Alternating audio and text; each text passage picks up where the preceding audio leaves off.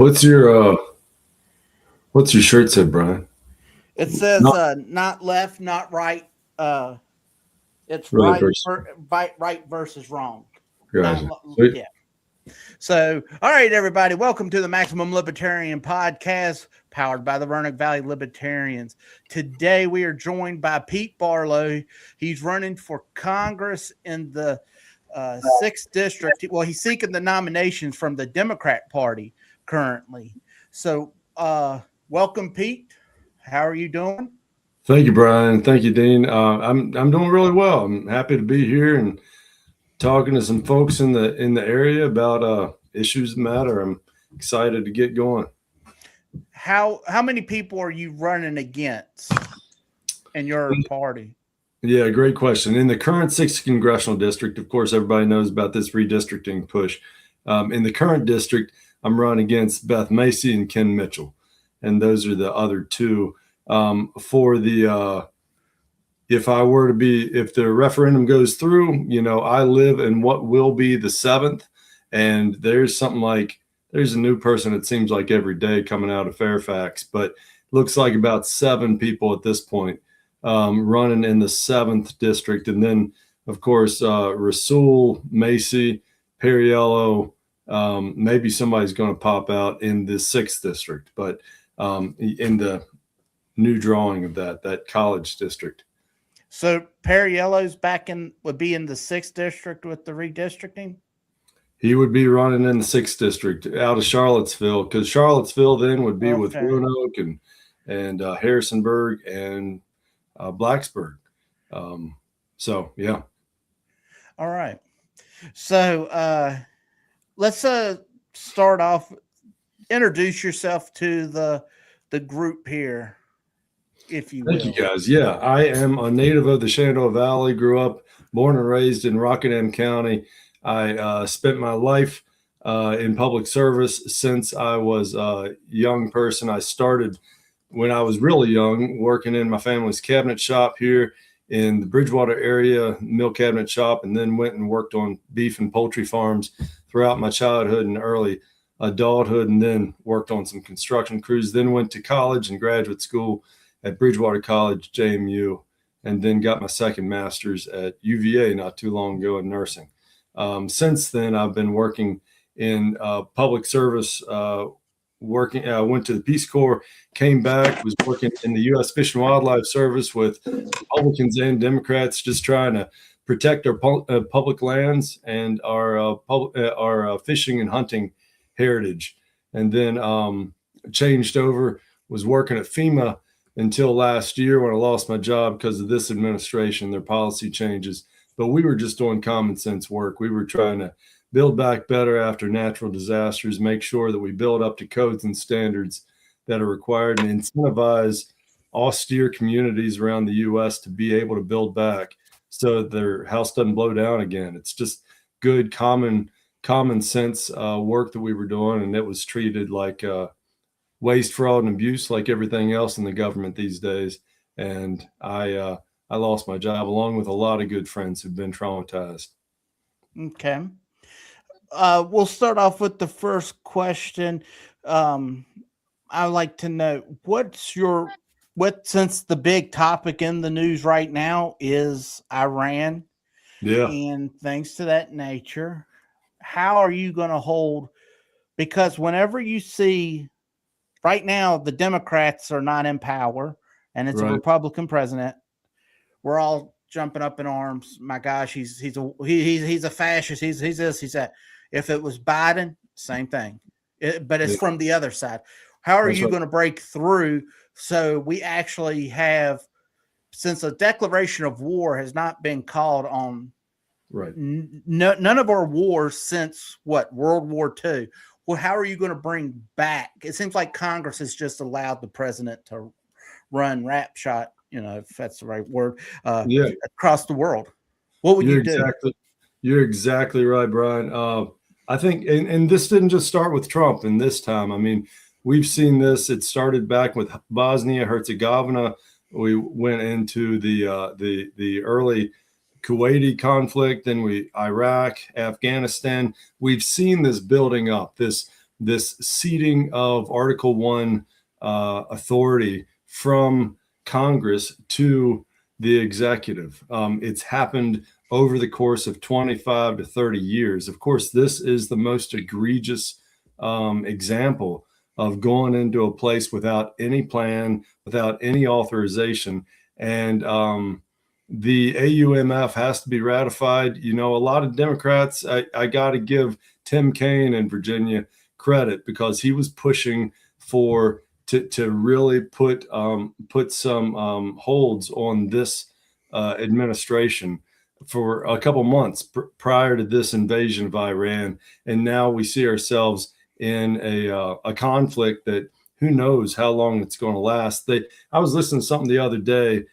The original estimates from Donald Rumsfeld for the Iraq war was between 20 and 40 billion dollars. We ended up 20 years later, after Afghanistan and Iraq, having spent up to $7 trillion. That's the roundabout estimate of how much money and all this stuff, all told, you know, for disability, for all these costs that come to count during war. It's not just munitions, but of course, just the munitions per day is costing us between $1 and $2 billion. So right now, this administration that's about to ask for another $200 billion for a war that nobody asked for, that they're not calling a war conveniently. And then they're talking about having a $1.5 trillion military budget that they're going to ask for next year. When we're already spending $1.1 trillion per year on defense, and we can't even get our healthcare system fixed, we can't make sure that our immigration system is fixed so that we're not spending $90 billion chasing people around in our own streets. This is just unfounded. It's unreasonable. And I think it's something that Democrats and LPVA honestly can agree upon. Foreign intervention, especially when it's not authorized by the collective wisdom of congressional members, is really something that we need to put a tap on, because it's really gone too far. Yeah. So what type of presence would you think the U.S. should have within the world? Because right now it seems like we're a world police, and your idea, what would just your non-interventionist, because that's where I would be leaning, and I'm not trying to lead you into that answer, go for it. But you know, if there's a real call when we go to war, I need to make sure we're going to war for the right thing, because from my understanding is there's a lot of things that are at play, but it's more, we're fighting Iran, but this is going towards China because they get their oil through the Straits of Hormuz. They get their oil through Venezuela. Right. So in turn, we're having this. We're not talking about this war. We're focusing on this war, you know. That's right. So what type of what type of foreign policy would you like to see this administration have, or any administration? Yeah, I'd like to see a foreign policy based on the law that's currently on the books. Right now, we're not following the law.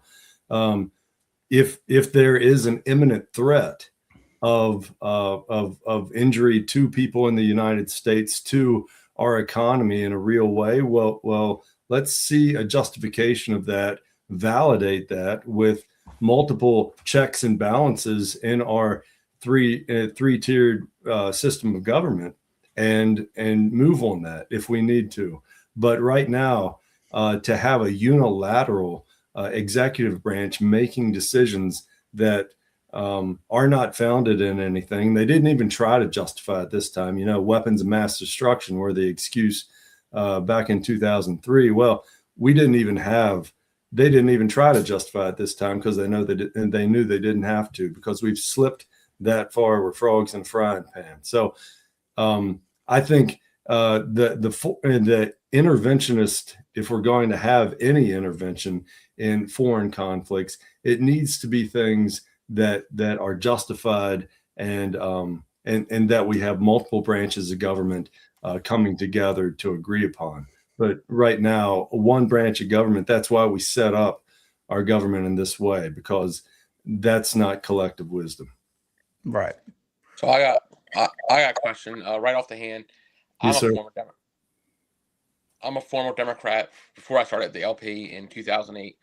I was a Blue Dog Democrat, came out of New Jersey, left the party because of the way it went. What would you consider yourself? Would you consider yourself a moderate? Would you consider yourself a socialist or democratic socialist? What are, as a Democrat, are you like leaning towards? Because I feel that the problem that I saw with the Democratic Party in 2008 after Obama took over was a socialist push, which I'm not very liking of as a libertarian in the first place. I believe socialism doesn't work. Mandami, it's not working for him.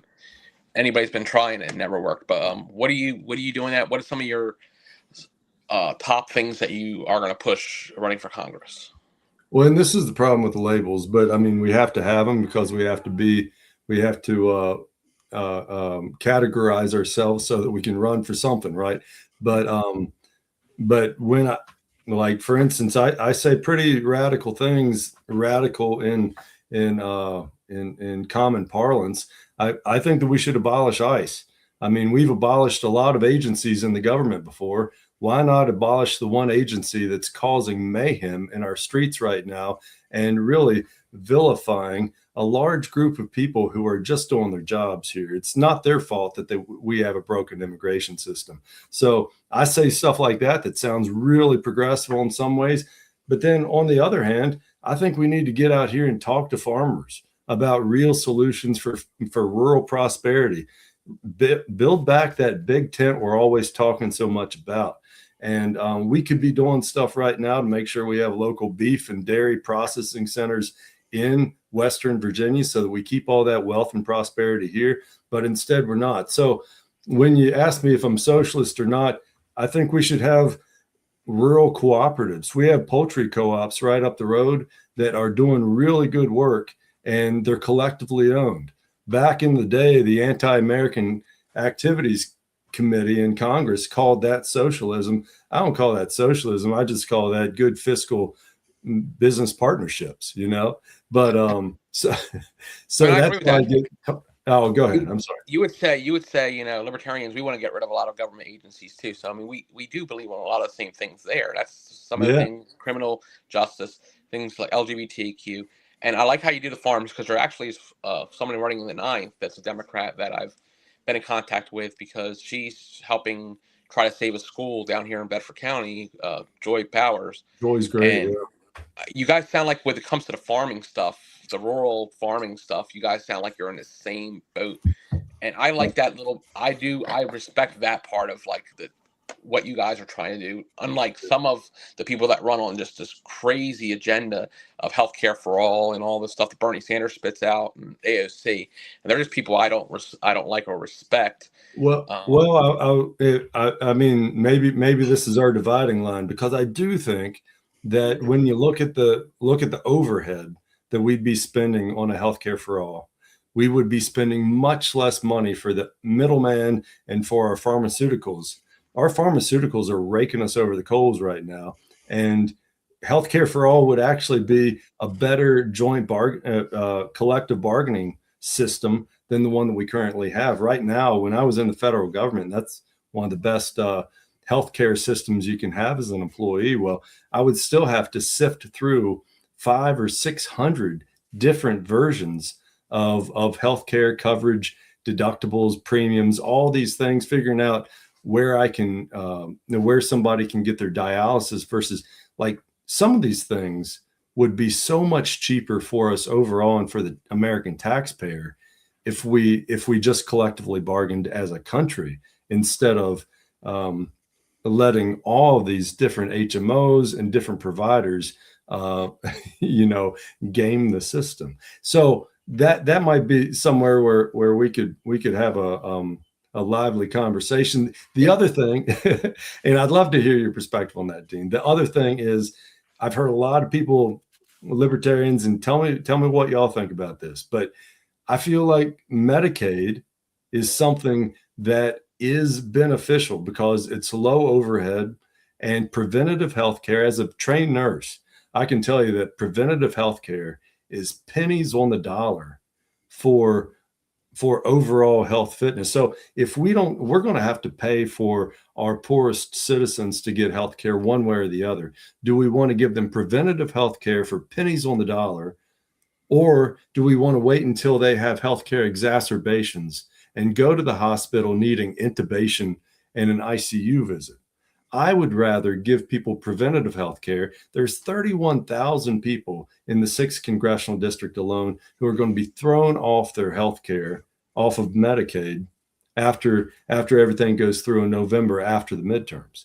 And that's something that if we weren't talking about redistricting all the time, we could actually have policy issue conversations about the fact that Ben Klein voted 5 times out of 6 against 81 funding. He voted against his own constituents to get health care. These are major issues that I wish that we were talking about more. But tell me what you think about all that stuff, Dean. I'd love to hear your perspective.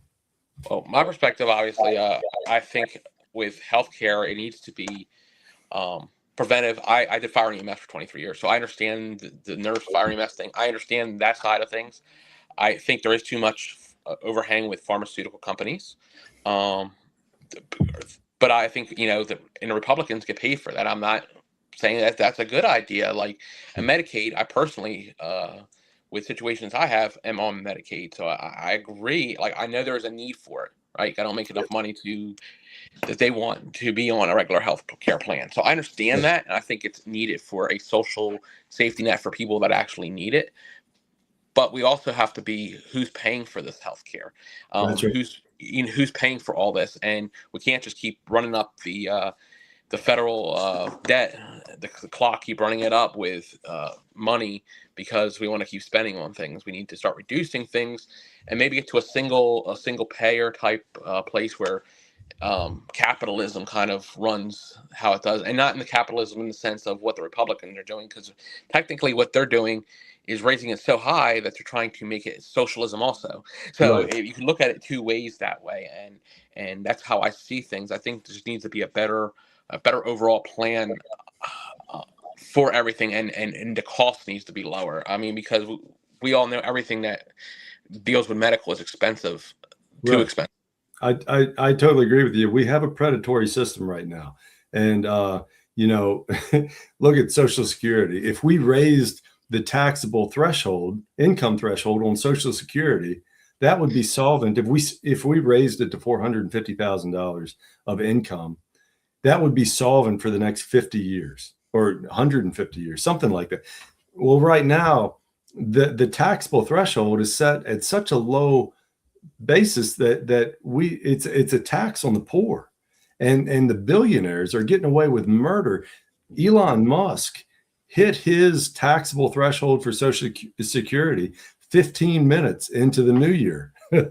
So it's just crazy to think about where we've come as a nation, and the fact that this tyranny, this is the tyranny of extreme wealth that James Madison talked about. And he said, when we get there, we need to readjust as a nation, because the moment that wealth is consolidated into the hands of a few is the moment when we will have reached a tyranny point in the United States. That's what James Madison said. I went to James Madison University. I think it's a really good quote, because he was not a liberal.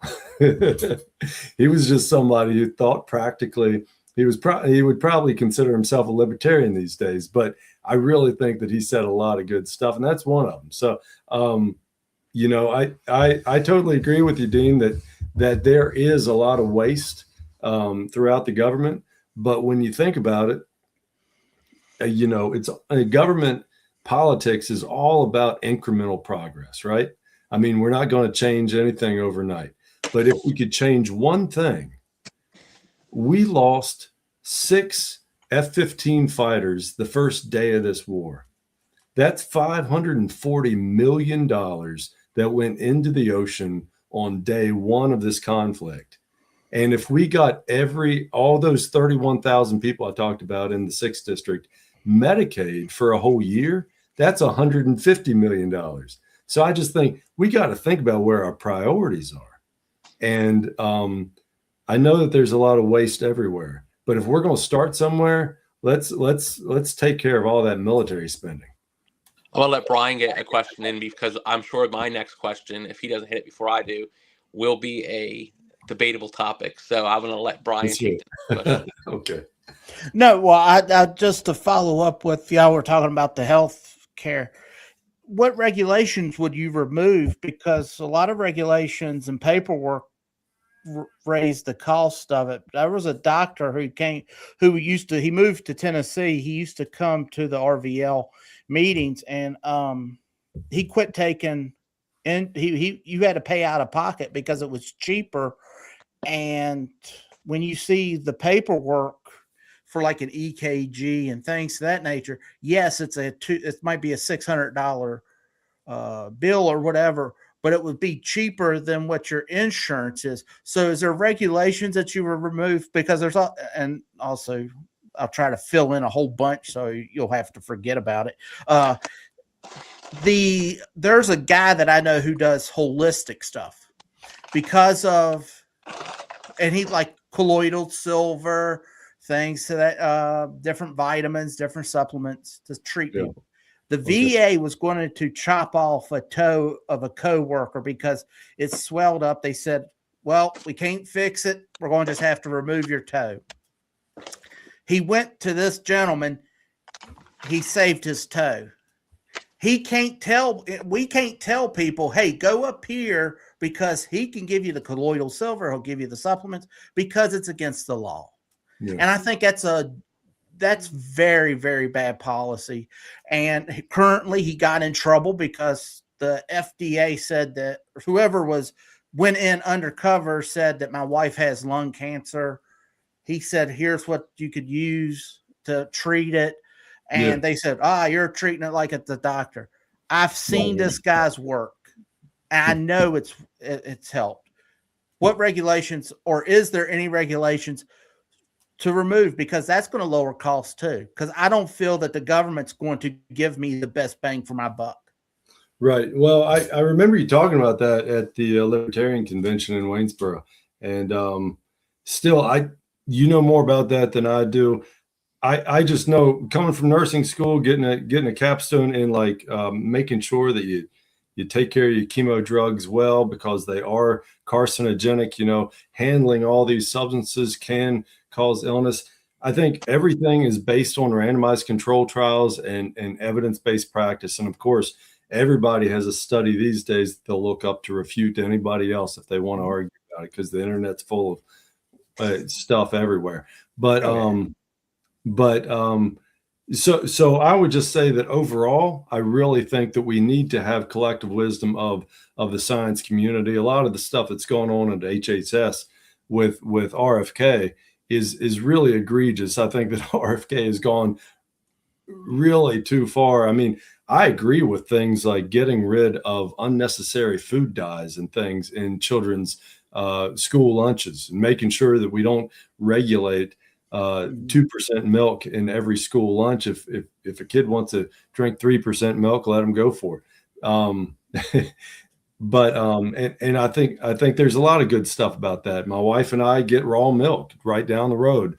But we wouldn't force that upon an entire population, because it does go bad quicker. And we really need to we have longer lifespans than we did 50 years ago. And we have less incidence of a lot of foodborne illness than we did 100 years ago. We have less incidence of measles than we did 75 years ago. So I think a lot of these things, some regulations have probably gone too far in this colloidal silver instance. And maybe that should be looked at closer. But I think as a whole, our population is healthier and lives longer these days because we have a scientific process, and we've hired an entire army of doctors who are trying to do their best all the time. And I don't think that it serves any of us very well to second guess the entire scientific community like RFK and some folks have. But as far as colloidal silver, I don't know much about it. honestly. Right. I'm not just going to use, but I'm just using that as an example because that was something that he did, so I'm not trying to sell it, but I've used it before, but I have seen it, like the work that this guy's done. And now, but I can't tell anybody about who he is or where he comes or where, I got to keep it because it's that bothers me. When I say, hey, the VA is going to cut my friend's toe off, or he can save his toe. And, if you're already in that dash, like at that spot where, hey, throw everything on the wall, in my personal opinion. So, some things that I think are regulations that need, for instance, I can't sell certain products out of my barn down here, even if people say, I'll sign off on it, and it'll, I have to go through the FDA to sell a lot of things. Even if my wife wanted to make yogurt, which she did a couple of years ago, we started looking into it, and the red tape associated with just selling small batches of yogurt is really egregious. So there's a lot of bureaucracy that doesn't need to be there. I don't think we should be able to sell products sometimes, and they shouldn't be so regulated. But as a whole, I think regulation for food products is done in the best interest of the population. So I like to take people at their word that they're trying to do their best. Right. All right. I'll let Dane go ahead and throw up the question. All right. So this one, it's probably the most controversial thing being talked about right now in Virginia. Make your stance on voting no versus voting yes, and why you believe that. I will come back with my thought process after, but I'd like to hear why you would vote a certain way and a reasoning behind it. Big question. I mean, I've gotten a lot of flack from folks about how I feel about this, but I think that what's wrong is wrong. And if Texas gerrymandering around urban populations to group them into groups that they don't want to talk to and don't know how to talk to anymore is wrong, it's wrong in Virginia too. And all politics is local.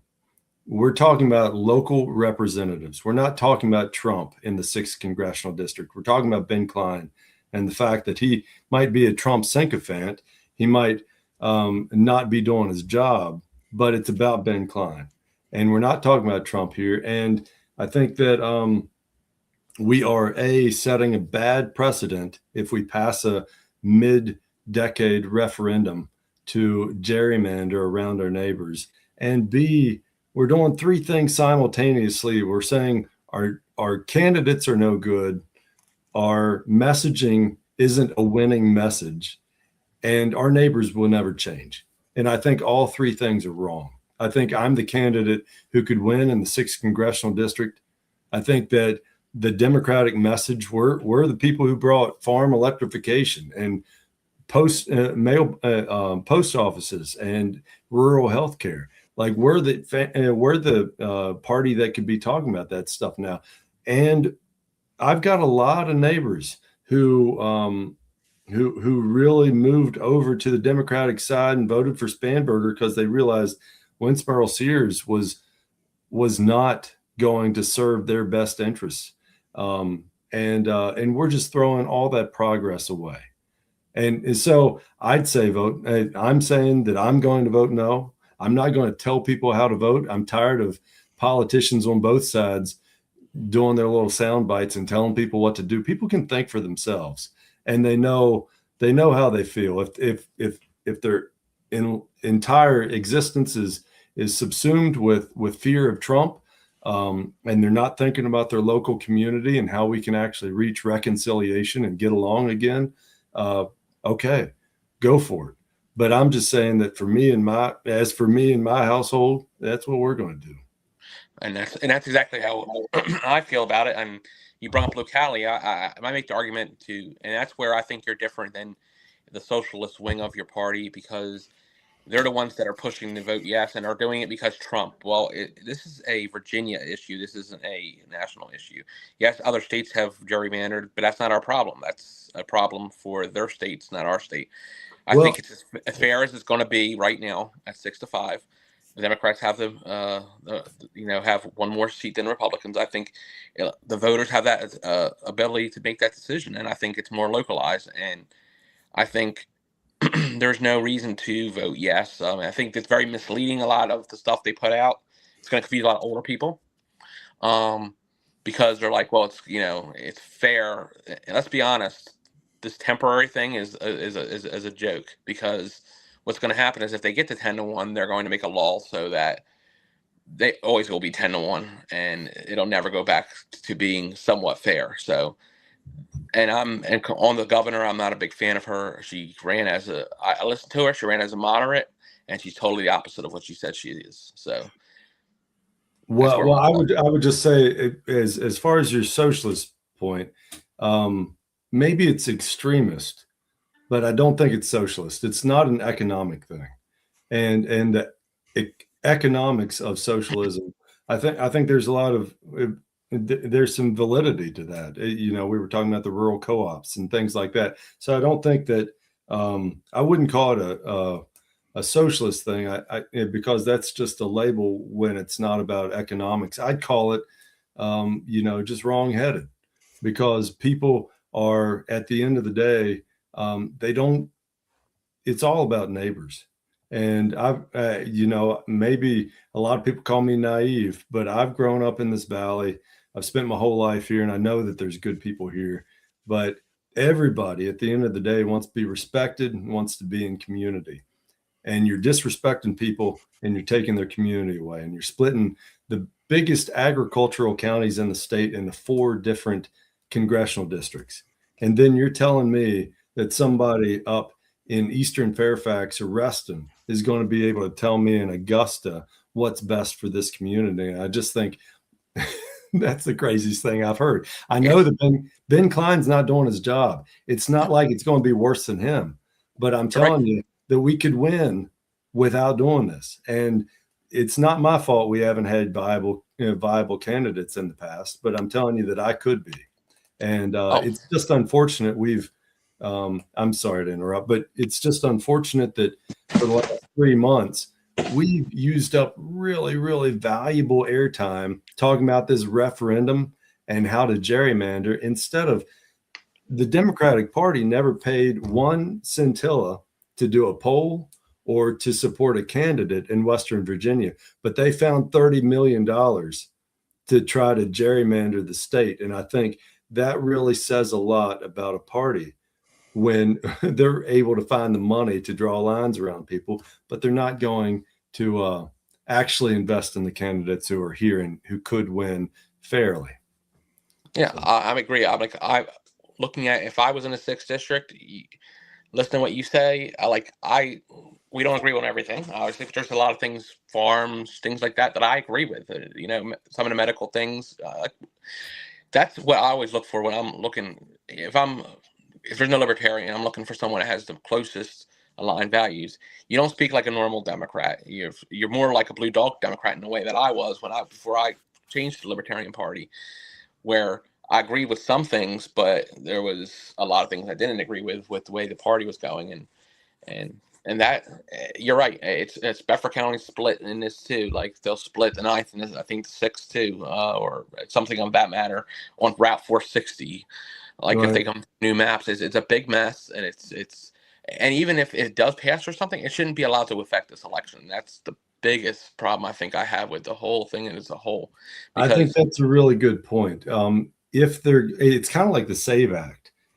It's a bold-faced power grab. The SAVE Act is, if they were willing to delay implementation of these new voter verification laws and everything with the SAVE Act, that'd be one thing. But the fact that they're trying to push it through, ramrod it through, without giving people time to get a real ID, or without giving people time to go out there and actually get their birth certificate name changed, or any of this stuff. But the fact that they're saying it has to be this year, well, that just tells you that's a power grab. And same thing for this. So we agree on that, Dean. I'm afraid to tell you, we probably agree on more than what you were hoping we would. I'm not what I hope I was. I always get down to policies and try to see how the candidates are that we come on our show, or people that come on our show, the people that run for office, even internally in the LP. I'm one that I ran as House of Delegates as a Libertarian, and that might bring my next thing up. What is your thoughts on lowering the ability for us to get on the third party to get on the ballot? Because there's a lot of Democrats that don't want anything to do with us being on the ballot at all, not helping us. We have to get 10% in a federal or what was it, a state election to even get that chance. So I like to I don't know how you are, but I like to listen to the podcast Freakonomics, and they had a really good Freakonomics last year about the binary, the power of the binary. So if you have Colgate and Crest, and if you have Coke and Pepsi, they're making money off each other because they're marketing against each other all the time. They're making money because people are opposed. And even more so when you get into ideological warfare with these Republicans versus Democrats. So they're making money off each other. When you give a third party an inch, it's going to decouple that entire binary system. And so they have mutual, I'm preaching the choir here, but they have mutual interest in keeping a third party out. And I think that's just wrong because, again, this is, this war that we're in, all these wars that we're in around the world, it's almost like an outward representation of all the anxiety we have just with our neighbors here in rural America.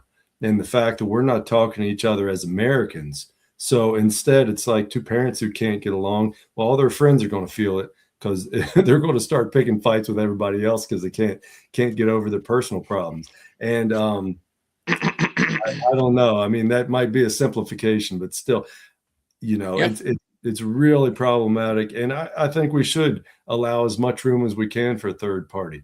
I didn't agree with everything he said, but man, I remember when I was little and Ross Perot got 21%, and I thought, holy cow, we're actually going to see something change here. And he was a funny dude, but he said some things that made a lot of sense, So, go ahead. One of the things that he changed was the Republicans and Democrats got together and said, we're going to raise the threshold to be able to be on the debate stage. That was one of the things that he was able to push through. And according to Jesse Ventura, he was never wanting to win. He just wanted to bring up the national debt. And then when it started to look like he might win, he jumped out in August, and then he came back like 30 days later, so he's killed his steam that he had, and he was never able to recapture that thing. But that's something that Ross Perot did bring for what it's worth. And anyone that ever says that he stole the election from George H.W. Bush, George H.W. Bush was never in the lead. They said throughout the entire time, Clinton was always leading. So, that's always something that we get to hear all the time. So when did you get into politics? When did you get into politics? I grew up, my dad was a Vietnam vet. I grew up sitting around the TV on Sunday evenings watching Washington Weekend Review religiously with Dad. And then he'd sit around and we'd talk about politics. And we talked about politics a lot because he was one of those blue dog Democrats who believed in equality. And my granddad was a CCC member. He came up here when nobody had jobs during the Depression and built the Shenandoah Parkway. And so then Dad went overseas because he thought that he should serve the country, and served in Vietnam, got sick with Agent Orange, and actually has been gone for about 11 years now. He was sick for the last 6 or 7 years of his life, going through Agent Orange, Lewy bodies, dementia, and so forth, that so many service members are now experiencing. But that's where I got it from Dad, because he realized that from an early age that he was just really always thinking about kind of policy and what's going on, keeping in. So that's what got me into it. But I never really expected to be a politician. I just got to the point where last year when I lost my job, I realized, I never expected that 31,000 people would be losing their health care. I never expected that a doctor would be dictating, my wife's pregnant right now, that would be dictating her personal healthcare choices based upon some sort of ideology that's been perpetuated for 50 years now. So a lot of these things I never expected, but it's gotten to such a point that I said, okay, well, I'm going to run, because I don't see anybody else here actually talking to their neighbors, talking just as a pragmatic Virginian who wants to get real stuff done and is so tired of these labels, but just wants to talk like a real person. And you see so many people posturing because there's so much money involved and you got to please your donors. Well, I'm not taking any corporate money. And after my pharmaceutical rant, you can kind of understand why I'm not going to get at theirs. But so I never expect to be a politician. I guess that's the short answer. And I just kind of fell into it because I lost my job and I saw a lot of my friends losing their jobs. And it was just this hyperbole coming out of the White House and the Doge BS that had no bearing in reality. I was just curious, have you been active with your local affiliate with the Democrats? Or yeah, you know what? I stood out in the rain. My first experience really canvassing was standing out in the rain one day when Jim Webb was being brought in as a senator, and I thought, what am I doing here? And I stood there all day out in the rain talking to people and saying, hey, go home and talk to somebody, get them to show up at the polls. And I thought, man, I spent all day, wasted that whole day. And then I got home and he had won by 450 votes or something. And I thought, wow, maybe me standing out in the rain did make a difference. And that's when I kind of thought, it does mean something for people to show up and get involved in local politics. So ever since then, I've been on the phones calling people and eating the bad food at the Dems office, all that stuff. Right. So what do you think about term limits? Because I think that's one thing that people always, for example, voter ID. I know you talked about the SAVE Act, and there's probably a lot inside that bill that's bad, but it's overwhelmingly supported by people for voter ID. Term limits overwhelmingly supported by voters. So what's your thoughts on term limits? And of course, it's always like when you're not in power, you call for it. When you're in power, example, Republicans 94 did the bill, remember they did that for America. I can't remember what it was called, the slogan that Newt Gingrich gave, but on number 10 was like term limits. And someone said, well, you didn't do the term limits. And he said, well, you don't need term limits because you can vote people in and out whenever you want. But we know that's not real. In reality, it's a lot more. Once you get hooked into DC, you can be hooked there for life. What's your thoughts about term limits?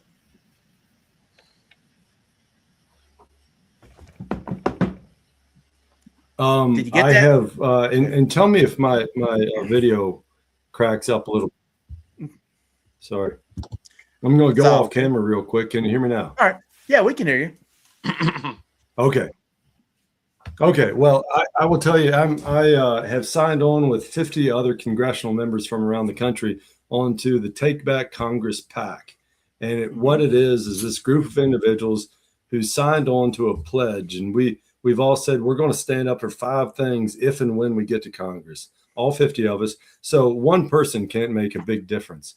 But if all 50 join a coalition who sign on to things, we can make a big difference. So those 5 things were term limits, 6 terms as a representative, 2 terms as a senator. So 12 in either house, but not a career. Should not be a career. The other one was overturning Citizens United. Another one was making sure that the revolving door from being a member of Congress to being a lobbyist should have a moratorium on it. Right now, 33% of congressionals leave Congress in the next year. They're a freaking lobbyist. Well, we're going to say, well, you got to wait 5 years so that you lose some of your clout. The other thing is judicial transparency, making sure that we have more transparency there. And oh gosh, they're going to get mad at me because I'm forgetting the fifth thing. But basically, I have signed on to a pledge that, hey, hold me accountable here, because I think term limits are critical. Along with flat taxes and some of these other things, I think term limits are really critical so that we don't have this concentration of power in a gerontocracy that stays there for 40 or 50 years. I mean, it's crazy. Half those people are falling asleep halfway through the day. Right. And so I couldn't agree with you more. I just want to make sure that you know that I put my money where my mouth is, at least. Now, would you have that 6 terms and then 2 terms as a senator? That's what you could, let's say you could run 6 times as a House and then move over and do 12 as a senator, or was it 12? You have to pick one or the other. One or the other. Okay. You can only do 12 years. That's right. And so I've pledged that, I've also pledged another term limit thing, term limit pledge with another organization, termlimitsforcongress.com or something.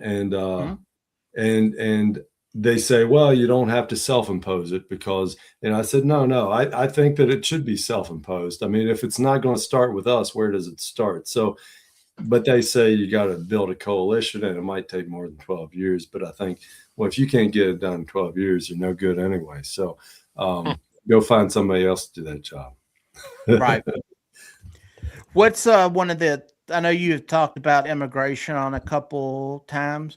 I think a lot of instances where either party, they don't want to solve the problem because it's easier to fundraise on, oh my goodness, the border's wide open, so send us money so we can stop it, or the guns are killing all the children, so please send us money so we can ban all the guns. But they never really want to fix it. Do you have a couple ideas about the immigration? Because that is a big deal too. Everything, I mean, all the issues are big, but it's like no one really wants to fix it. That's right. And I mean, shoot, I'll talk about the Dignity Act first. Dean, you're not going to like this, but Bernie Sanders put forward the Dignity Act in 2024, 2 years ago, saying we're going to shut down all the illegal ports of entry. We're going to make sure that it's Loctite, but we are going to fast track anybody who's been here for 5 years, working hard, paying into the system, paying taxes that they can't avail of as non-citizens. We're going to fast track them to amnesty and make sure that they're citizens so that we just quit all this foolishness. I think that's a great solution.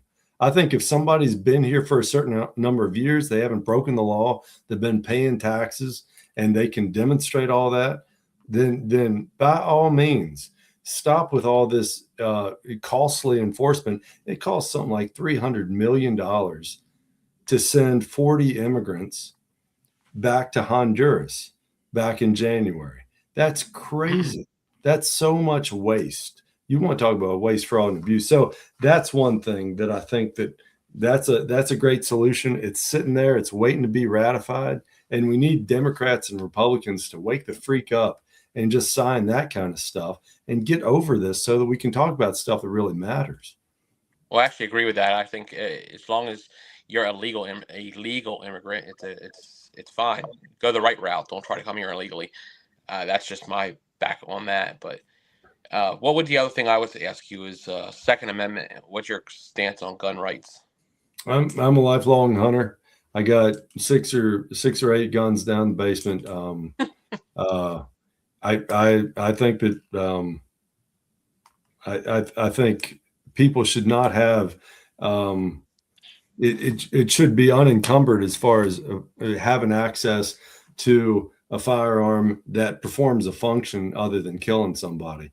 AR-15, I don't know that that's all that useful. I've shot a lot of those, and they're not all that accurate. They're not any more accurate than my 6.5 Creedmoor that I shoot a deer with every year. So everybody should go out and get a 6.5 Creedmoor because, but you don't need something that's going to have a 20-round clip.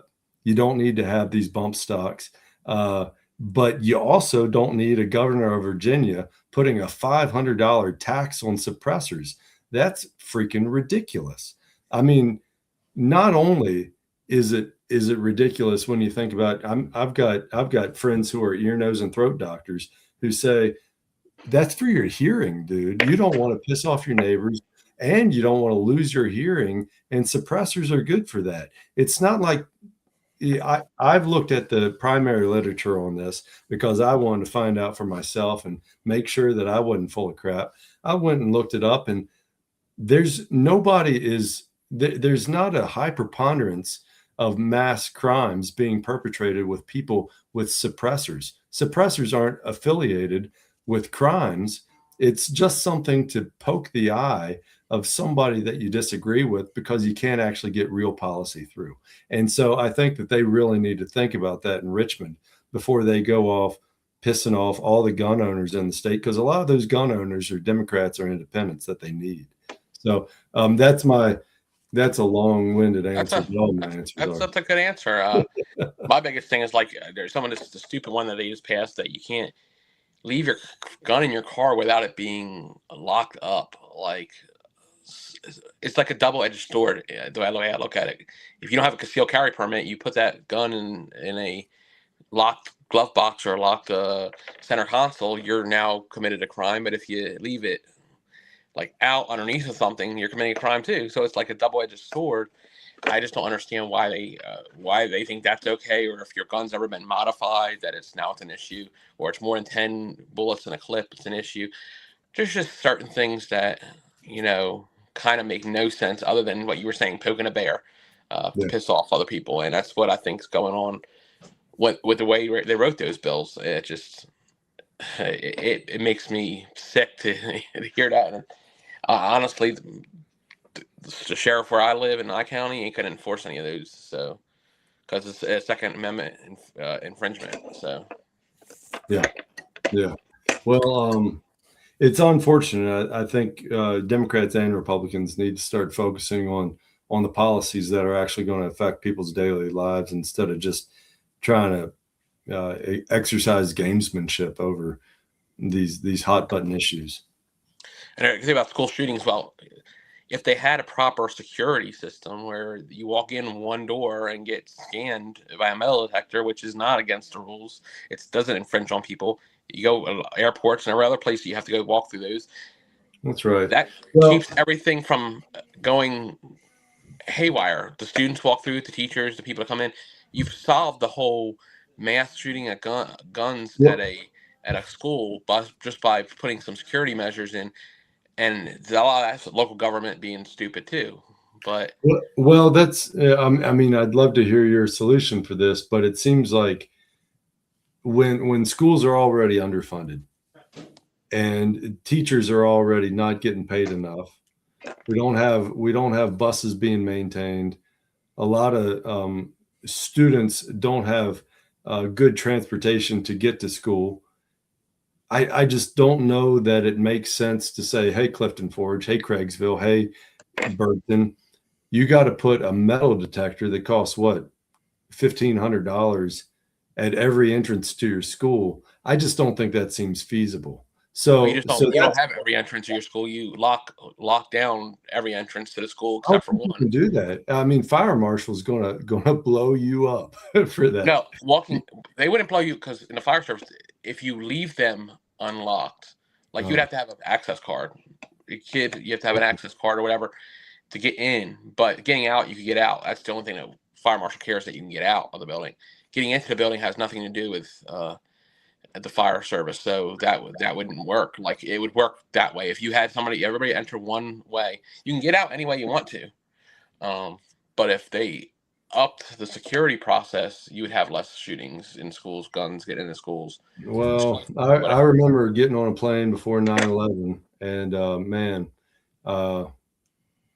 I really wish that it was that we didn't have the Patriot Act making us take off our shoes every time we wanted to fly somewhere. And if school starts being that onerous, we're just disincentivizing students even more from actually learning. Right now with technology and all these distractions, it's hard enough, I think, for our teachers and students to actually have a productive time.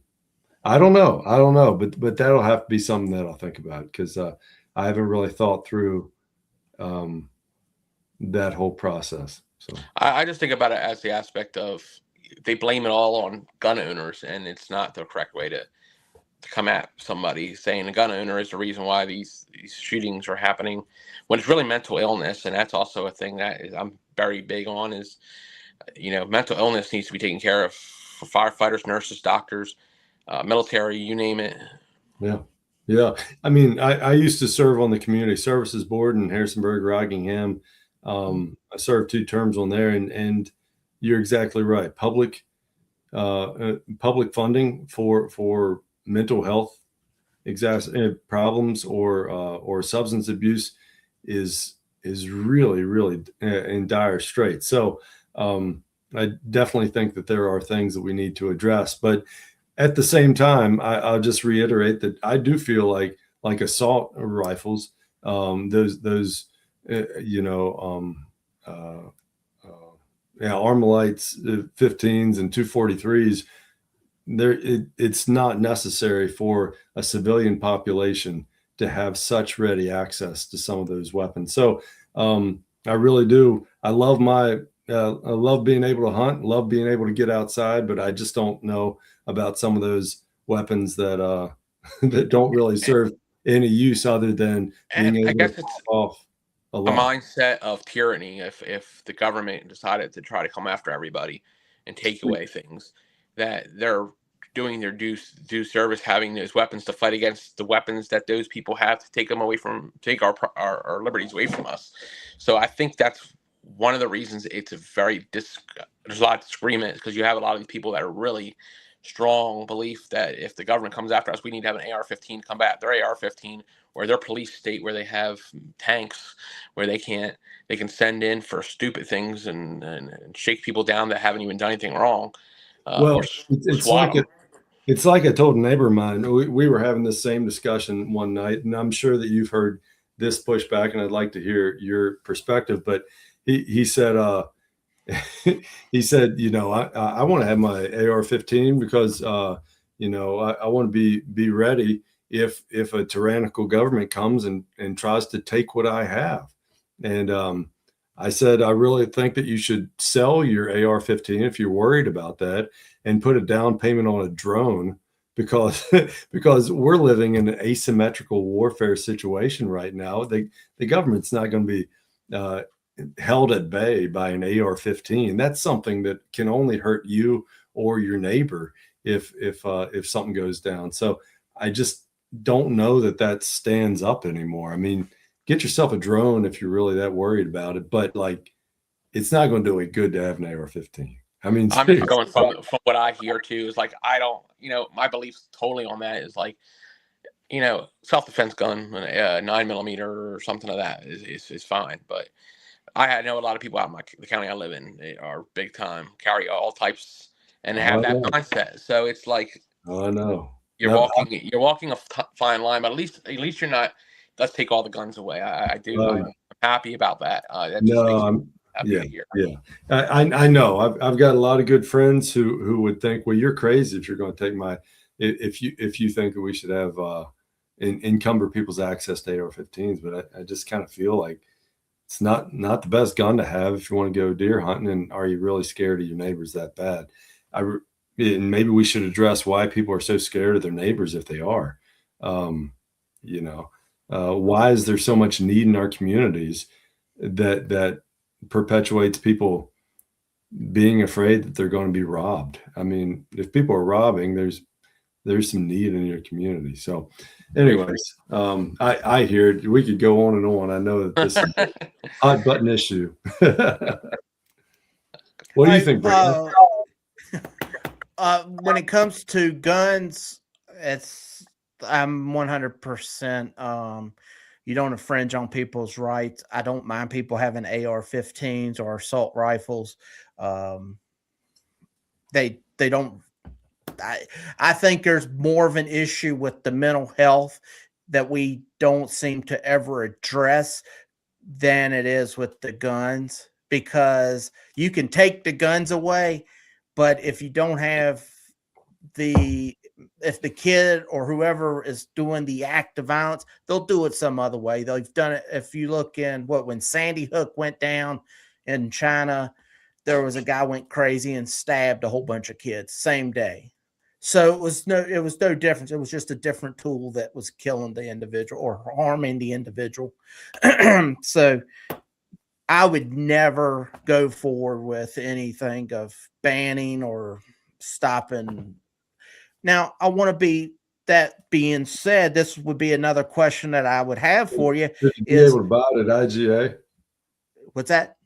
Should you be able to buy a gun at IGA? Or that's the grocery store, correct? IGA? Or whatever, or Walmart. Yes.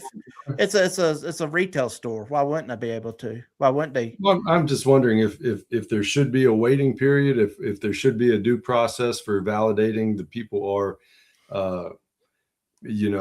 have taken certain, just knowing that they have a backstop whenever they shoot, knowing where to carry their gun, how to carry it, tip down, knowing what a trigger guard is, some of that stuff. I mean, right. No, I could look at everything. I would want to see, I don't want to make a declaration. Yes, if you want to sell them, if Walmart wants to sell them, if IGA, if whoever wants to sell them, more power to them. Do they want to have a waiting period or different things? I haven't really sat down and thought about it. I don't know. I mean, I don't know if it would be, I don't ever see it being crazy as it is. I'm not sitting here going, oh, just give anyone and everyone a gun. I understand there's some lunatics that don't need a gun. So, but when I think a lot of times what we do is we do knee-jerk reactions, and it's easy to ban guns from myself or Dean or you, because we're going to follow the law. I never see the stuff pushed where it's against the criminal and the things of that nature. But I really think the mental health issue is the big thing for me, because since I was a kid, guns have been around everywhere. And now all of a sudden, and it's social media, mental health, doctors handing out the drugs because, oh, you're sad, you saw someone on Instagram.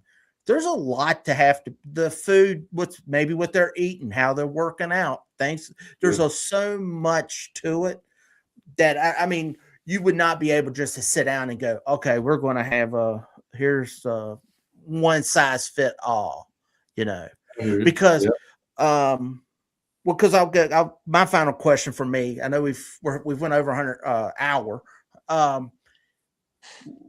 What is your thought about, because I'm against almost, there's only a few things that I would make illegal. Okay. But if you're consenting adults, prostitution, drug use, what is your thought process? Since marijuana is big in the news right now, I don't think everyone should be a prostitute. I don't think everyone should do drugs, because I think once you do it, there's bad news to follow along. And that's one thing that libertarians stop at. They go, legalize it all. And then it's like, okay, now once I do cocaine or crystal meth, I'm off to the races, What is your thought about the regulation? Because now with prostitution, because that's getting hotbed in some areas, I know, in the country, and of course marijuana here in the state. Yeah. Marijuana, I could care less. I know a lot of people who can carry their marijuana a whole lot better than they can carry their liquor. I'd rather see them high any day than drunk, because there's a lot of people who are really scary, dangerous drunks out there. And the fact that we're regulating one and not the other is a little ridiculous. So I still think that scheduling marijuana the way it is right now is a problem. And basically it's generated a lot of tax revenue for other states. I know that everything can get out of hand.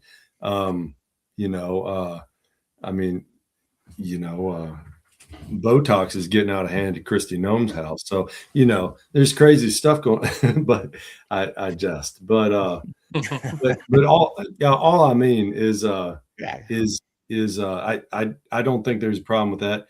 I think that we should make sure that everybody's on board with pedophilia being illegal, because apparently the White House doesn't know about that being a problem. But the fact that we're not doing anything about the Epstein files, we need to. But as far as consenting adults engaging in prostitution, that's not high on my radar either. I feel, I come from a community, the Anabaptist Church. We don't believe in infidelity. We don't believe that that's a good thing. Not good for your health or your spirit. And I'm happily married, so I don't need to think about that. But if anybody else wants to do it, I don't really care. Just as long as, who was it? I think it was Marshall, the Supreme Court justice, who said, your ability or your right to punch me is limited in proportion to the proximity of my chin. meaning you can do anything you want to up until the point that it affects somebody else. And at that point, then, but if two consenting adults, somebody wants to make money, somebody wants to have a good time, have at it. And once again, I'm not advocating for it, but I think there's a lot of, yes, that's what I am. I'm advocating for that in drugs, but especially when it comes to drugs, like the time, especially like with psilocybin and mushrooms and things, if you can give some guy who went to war or EMS or someone who had an issue, but because of these silly laws, they get held back and they get clogged up. And that's where I think, and I would always lean towards a supplement or something grown from the earth before I go with pharmaceutical. I'm not anti-medicine by any stretch, too. No, understand. I totally hear you. I hear you on that. But it needs to be coupled with safe needle, Suboxone clinics, all these things. If we're going to make sure, if we're going to say that people can use meth at will, we need to make sure that we have fully funded CSBs and all these local resources for those people to get help who can't really handle their meth.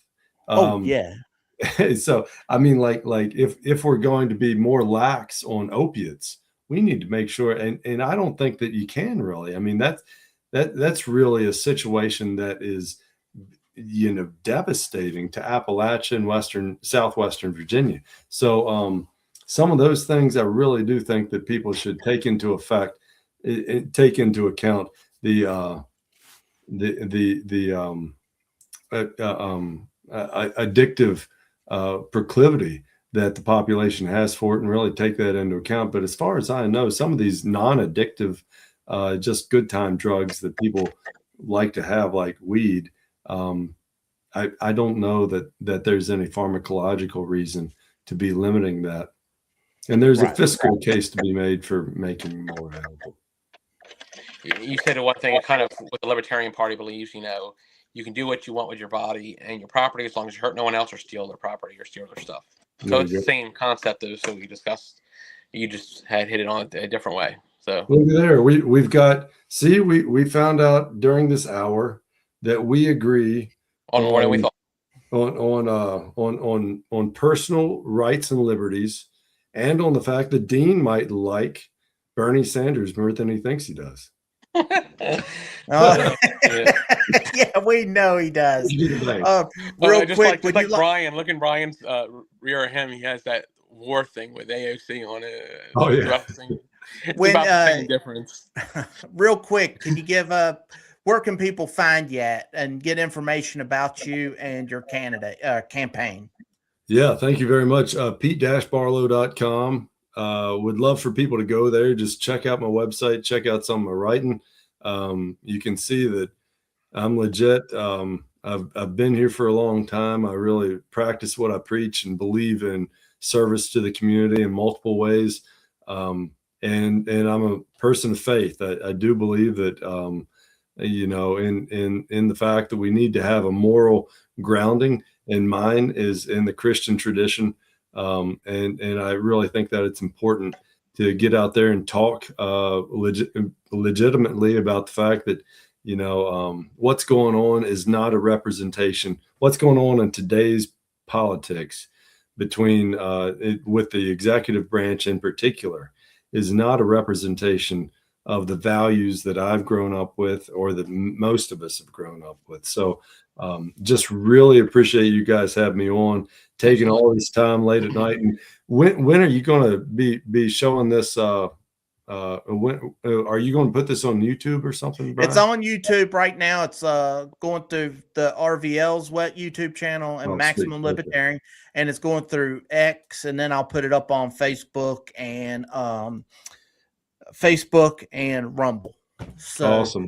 And then I'll send it out in my email too. So awesome. And I'll just follow up saying, Pete-Barlow.com. And also, I'm not taking any corporate money. I'm not taking any PAC money. I'm just trying to be an authentic candidate out here talking about rural issues in Virginia. So if people can throw me $20 or something, that's going to make all the difference. And I really appreciate it. And what day is the primary? Primary is going to be June or August now. It's going to be middle of August. And of course, the referendum is coming up next week. So we'll see what happens on the 21st. All right. Well, thank you so much for joining us, Pete. That's Dean. That's Pete. I'm Brian. Have a good night, everybody. Y'all take care.